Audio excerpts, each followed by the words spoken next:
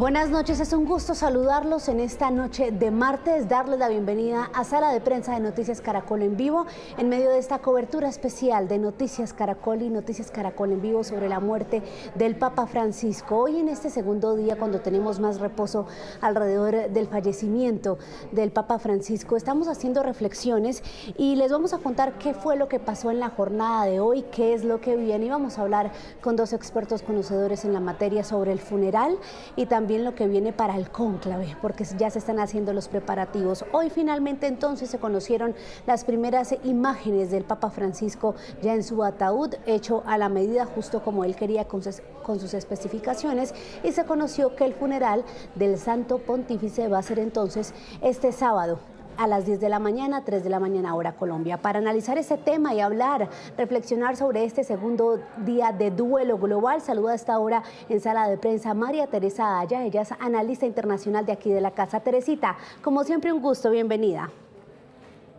María Camila, muchas gracias. Como siempre, un gusto estar con ustedes y con los oyentes de Sala de Prensa hoy. Y estamos también, lo ven ustedes en su pantalla, a Jorge Mario Isman. Él es periodista, abogado, diplomático colombiano, ex embajador de Colombia ante la Santa Sede. Doctor Isman, como siempre un gusto, bienvenido. Muchas gracias, María Camila, a todos los oyentes y a Teresita, que la vuelvo a ver, siempre un gran seguidor de ella. Todos somos grandes seguidores de Teresita aquí también, doctor Isman. Bueno, empecemos. La misma pregunta para los dos. Hagamos reflexiones.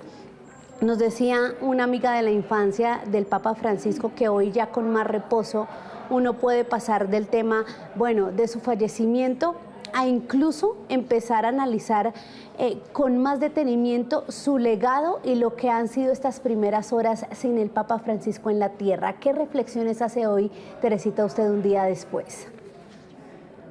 María Camila, Jorge Mario, yo creo que me quedo con pocas palabras de lo que fue el Papa Francisco y su legado. Él en alguno de sus libros, en uno de los últimos que leí, decía que él había nacido para contar historias y que a él le gustaba precisamente la idea de hablar con la gente y contar historias. Y yo creo que eso es uno de sus principales legados, hablar con quienes estaban alrededor de él, a quienes conocía, con quienes no conocía, hablar y llevar la iglesia más cerca de la gente, hacer que la iglesia se acerque a todos, a los vulnerables, a quienes necesitan una palabra de alivio, a los migrantes, a los que tienen mucho, a los que tienen poco. Y yo creo que eso para mí es el gran legado de Francisco I, es acercó la iglesia a la gente. No es que el Papa estuviera ahí para que la gente lo mirara, sino que él estaba ahí para hablar con nosotros y contarnos qué era esa palabra de Dios y qué era la iglesia. Jorge Mario, lo escucho en su reflexión. Me parece muy acertada la reflexión que hace Teresita. Yo añadiría la gran contribución del Papa Francisco, además de acercar la iglesia a los más débiles, a los más necesitados, pero sobre todo a lo que conforma una iglesia, que estamos acostumbrados a que la iglesia era unos clérigos, unos obispos, y los fieles debían ir tras los mensajes, tras la manera como los sacerdotes interpretaban el mensaje de Dios aquí en la tierra. Lo que trata de hacer el Papa Francisco es volcar la iglesia hacia la gente. Es por eso que podemos decir que lo que buscó el Papa Francisco es una iglesia misionera, además de compasiva, o sea, excesivamente enfocada en ayudar a los pobres, a los débiles, a aquellos que están en la periferia de la vida, esos que han sufrido soledad, más perturbadores de la vida, abandonados por la economía, por las personas más vulnerables, que terminan siendo unos de las fuentes esenciales de su política, como los migrantes. Lo que él quiere es que la iglesia se una y camine junta. Por eso, él termina durante los últimos 3 años haciendo un enorme énfasis en reunir a la iglesia en lo que ha sido llamado el encuentro de la sinodalidad. Sinodalidad es una palabra que quiere decir caminar juntos. Y estos últimos años ha sido la convocatoria, no solo a los cardenales, por ejemplo, los que se van a reunir ahora para elegir su sucesor, sino toda la iglesia, aquellos que han sido abusados sexualmente por los sacerdotes, las mujeres que no tenían espacio ahí, personas que se han salido de la iglesia o de otros ritos, todos ellos junto a los fieles y junto a los cardenales, tratar de trazar una ruta y caminar juntos. Papa Francisco, una iglesia misionera que va en busca de los débiles, ese camino Mm. juntos. Sí. Bueno, y ahora sí, Teresita, entremos en la materia sobre lo que es lo que viene. La procesión mañana llevan el cuerpo del Papa Francisco hacia San Pedro para entonces estos 2 días de cámara ardiente. ¿Qué es lo que viene ahora? María Camila, lo de mañana es muy interesante porque hay que empezar, como siempre digo, desde el principio. ¿Por qué hay que trasladar el cuerpo del Papa hasta la iglesia de San Pedro? Él está haciendo honor a sus orígenes. Él es un jesuita. Los jesuitas es una comunidad que viven bastante modestamente y por ende él hace honor a eso y él no quiso, a diferencia de muchos papas, casi 4 siglos de historia, de papas que vivieron en el Palacio Cardenalicio del Vaticano, él vive o vivía en las residencias de Santa Marta, unas residencias al lado, hay que decirlo, quedan pegadas a la Basílica de San Pedro, pero construidas por Juan Pablo II en 1996, bastante nuevas, bastante modernas y bastante modestas, austeras, podríamos decir. Él eligió eso porque era coherente con su modo de vida, con su pensamiento. Es decir, hay que trasladarlo ahora hasta San Pedro, cosa que no se había hecho antes. Y han elegido una ruta muy diciente porque van a salir de donde él está, de la Plaza de Santa Marta, van a cruzar por la Plaza de los Mártires, los protomártires, que es una plaza que hace honor a los mártires cristianos de la Iglesia Católica hace casi 2000 años, incluido el más importante de todos, San Pedro, quien fue martirizado por los romanos. Cruzan por lo que es el Arco de las Campanas, y ahí se hace conmemoración a la Guardia Suiza, a estos guardias que estamos viendo, se paran ahorita al lado del féretro de el Papa, pero que están encargados desde hace 300 años de su protección, de cuidarlo y de ver que está bien. Y muchos de ellos murieron en unos primeros años y se les conmemora. El Papa, de alguna manera, esta procesión hace honor a todos aquellos que estuvieron alrededor de él, que lo precedieron hasta llegar a San Pedro, en donde estará en cámara ardiente por 3 días antes de su funeral. Si este paso sí se cumple, Jorge Mario, digamos que conforme a la tradición, pero ya después del funeral se rompe un poco el tema porque pues Teresita nos lo ha mencionado mucho en nuestras emisiones, el Papa Francisco, su deseo no es estar en las grutas de la Basílica de San Pedro, sino que va a estar en otro lugar. ¿Qué implicación tiene eso? Y expliquemos entonces ya después del funeral cuál es el paso a seguir para el traslado del cuerpo al lugar del entierro. Pues en realidad el testamento del Santo Padre, Papa Francisco, exactamente es fiel reflejo de lo que fue él en su gobierno como Santo Padre, modesto, humilde, entregado, sin cero esplendor, nada que rayara con la utopía del Padre, del Santo Padre intocable. Más bien, el Santo Padre que se unta de pueblo. Él lo que trató. Y entonces, lo que siempre quiso y su ilusión era no estar enterrado en San Pedro, en la Basílica de San Pedro, donde, por ejemplo, está Juan Pablo II, hay otros héroes de la Iglesia, pero sobre todo santos de la Iglesia, el más, digamos, visitado y el más que congrega más personas a su alrededor en la iglesia, en la Basílica de San Pedro, es Juan Pablo II. Él quería estar muy cerca de San Pedro en la Basílica de Santa María Mayor. Santa María Mayor es una basílica de las basílicas mayores de Roma, donde él siempre, antes de salir a un viaje y después a su regreso, él hacía una parada a rezarle a la Virgen. Lo hizo siempre, fue una constante, y ahí quiso en su corazón decir, el día que yo me vaya, quiero que aquí me dejan en una losa, sin mayores estridencias, con solamente el nombre de Franciscus como recordatorio. Muy bonito, a mí me parece, el Papa fue lo que él fue de principio hasta su muerte. Qué belleza, porque trató de lidiar siempre con el ejemplo, y ese ejemplo es el que va a perdurar.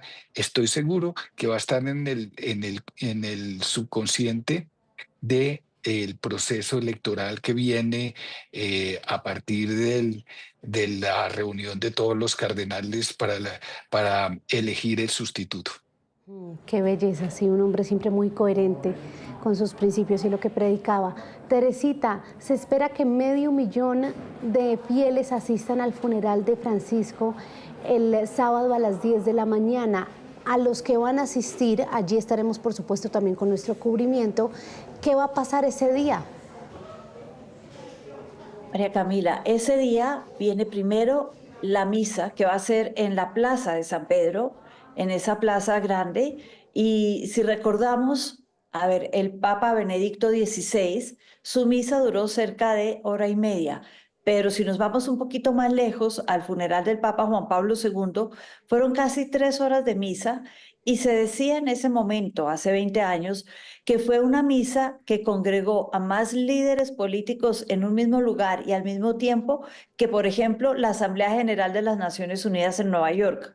Ahí va a haber gente como los reyes, va a haber gente de diferentes monarquías y religiones, porque cuando hablamos de reyes va a ir, por ejemplo, el príncipe William de Inglaterra, es decir, no son católicos, él es anglicano, él es el jefe, o será cuando sea rey el jefe de la iglesia anglicana. Entonces vamos a tener monarquía, representantes de las diferentes iglesias y patriarcas de iglesias cristianas, no necesariamente católicas. Tendremos también jefes de Estado. Varios de ellos han dicho que van, el presidente Trump va a ir y va a estar el presidente Zelensky también. Seguramente se verán y es la primera vez después de la debacle en la Casa Blanca hace unos meses. También estará el presidente Macron, presidentes varios de África, del Medio Oriente, América Latina, Milei, que es argentino, igual que el Papa, va a ir a pesar de las diferencias políticas que tuvo con el Papa Francisco en vida. Y acá es interesante recordar que Francisco, argentino él, no visitó la Argentina nunca después de que fue elegido Papa. Entonces va a ser muy interesante desde lo político, pero también desde lo humano y lo religioso, ver lo que yo creo y me imagino va a ser una gran despedida a ese Papa que, como decíamos antes con Jorge Mario, es tan cercano a la gente y busca estar cerca de ellos. Ahora esta gente y todos nosotros vamos a querer despedirlo, como se dice, a lo grande al Papa Francisco. Sin duda. Jorge Mario, me llama la atención sobre las imágenes que estábamos viendo, que el ataúd para lo que fueron esos actos de congregación generales preparatorios a los que están convocando a los cardenales que ya están presentes en Roma, el ataúd está abierto. ¿Será que Francisco si hubiera querido esto así? Sabemos que ya cuando se dé la etapa del funeral va a estar sellado, pero incluso en esta etapa de pronto el deseo de él era ese también, ¿no? No que lo vieran así expuesto, que era lo que él no quería, ¿o qué sabemos de eso? No, no, yo simplemente por lo que logré conocerlo íntimamente, yo creo que él no se hubiera preocupado de eso. Simplemente él nunca ocultó su enfermedad. Y tal vez es una de las cosas que hemos olvidado reconocerle al Santo Padre en todo este proceso que comenzó más de casi 2 meses del proceso de su enfermedad hasta su fallecimiento. Y es que él nunca lo ocultó. Solía en que toda la vida de los papas y todo lo que regulaba la iglesia tenía unos misterios y una inaccesibilidad que hacía imposible penetrar y conocer la verdad. Aquí el Papa siempre hizo evidente su enfermedad, se fue contando paso a paso cómo iba evolucionando o involucionando durante el proceso de sus problemas respiratorios. Y ahora yo creo que él no hubiera tenido ningún problema en que lo dejaran abierto para que el mundo viera realmente cómo falleció y está en la otra vida ya tranquilo. Y no creo que hubiera tenido ningún problema con lo que está pasando, de dejarlo expuesto, porque él no quiso nunca ocultar su enfermedad, que probablemente un papa más vanidoso o envuelto en esos querido que no se conociera su resultado físico final. Entiendo. Y Jorge Mario, quiero hacerle una pregunta a usted ya sobre el tema protocolario.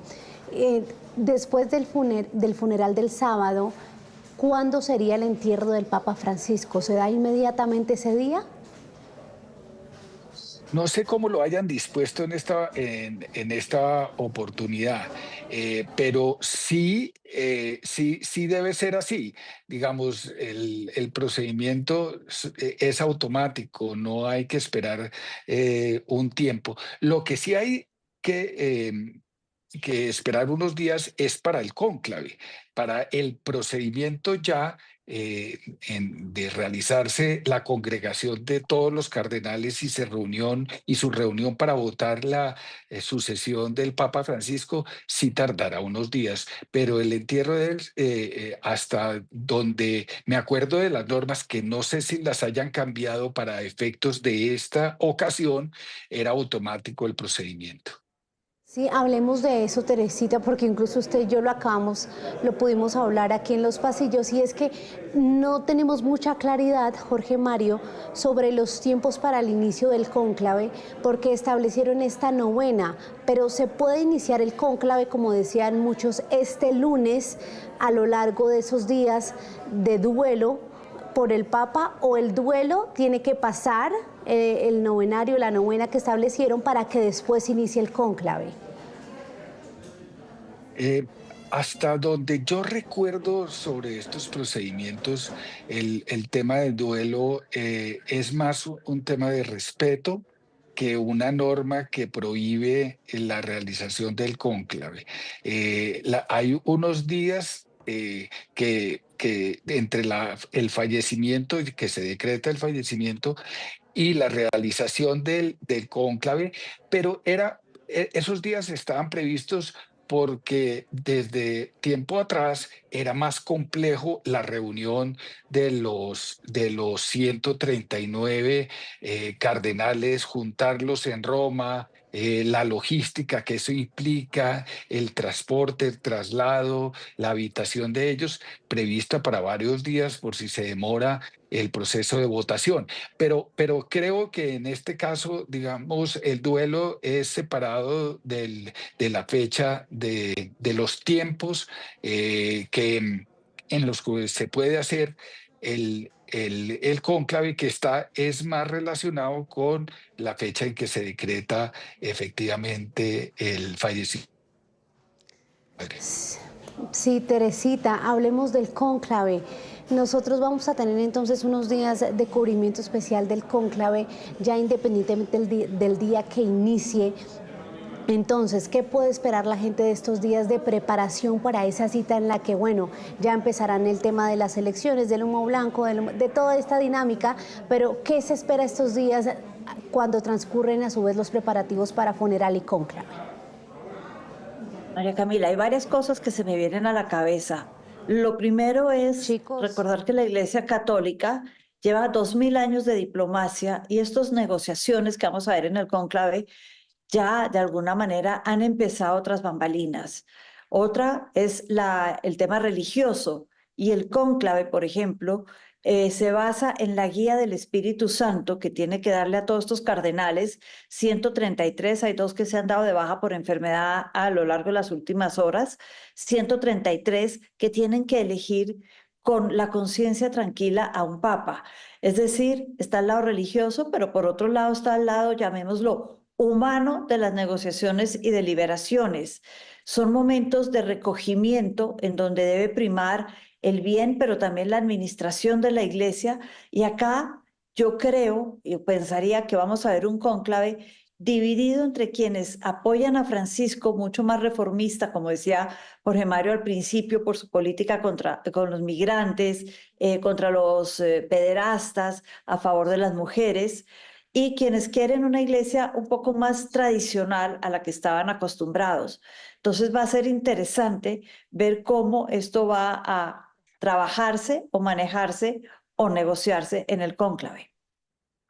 Pues ahí estaremos muy atentos, Teresita y Jorge Mario. Se nos acabó lamentablemente el tiempo, pero aquí vamos a estar conectados con ustedes dos para que nos sigan dando toda esa instrucción y esos aprendizajes sobre lo que será la despedida final al Papa Francisco. Gracias a los dos por acompañarnos. Muchas gracias por la Muchas invitación y siempre gracias. un privilegio. Un abrazo Muchas para los gracias. dos y a esta hora entonces los invitamos a permanecer aquí con la programación de Noticias Caracol en vivo. Feliz noche para todos.